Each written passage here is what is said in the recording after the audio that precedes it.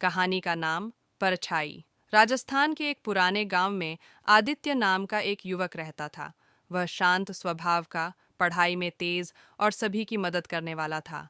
लेकिन उसके अपने ही परिवार में कुछ लोग उससे नफरत करते थे। उसके चाचा, चाची और कजिन भाई मनोज। कारण था जमीन और संपत्ति। आदित्य के माता पिता की पहले ही एक हादसे में मौत हो चुकी थी और अब वह अपने दादा दादी के साथ रहता था। एक रात जब आदित्य अपने कमरे में पढ़ाई कर रहा था, तब उसके चाचा चाची और मनोज ने मिलकर उसे झर दे दिया। सुबह होते ही सबने झूठी कहानी बनाई कि आदित्य ने आत्महत्या कर ली है। गांव वालों ने भी मान लिया, क्योंकि आदित्य चुपचाप रहता था। पर कहानी वहीं खत्म नहीं हुई। चंद दिनों बाद घर में अजीब घटनाएं होने लगीं। दीवारों पर खून से लिखा दिखता, मैं वापस आ गया हूँ। मनोज के कमरे में रात भर किसी के चलने की आवाज आती।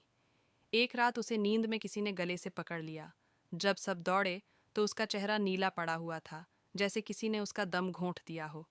चाची जब रसोई में गई तो बर्तन अपने आप जमीन पर गिरने लगे। गैस खुद ब खुद जल उठती और उसमें से आदित्य की आवाज आती।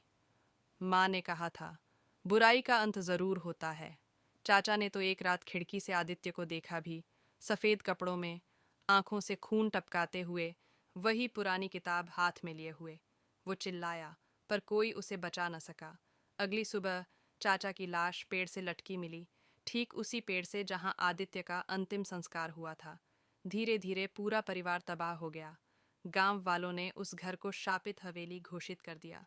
कहते हैं, जो भी उस घर के पास से गुजरता है, उसे रात में एक परछाई दिखती है, जो सीढ़ियों से उतरती है, किताब हाथ में लिए, और फुसफुसाती है, मुझे इंसाफ मिल गया, अब तेरी बारी है।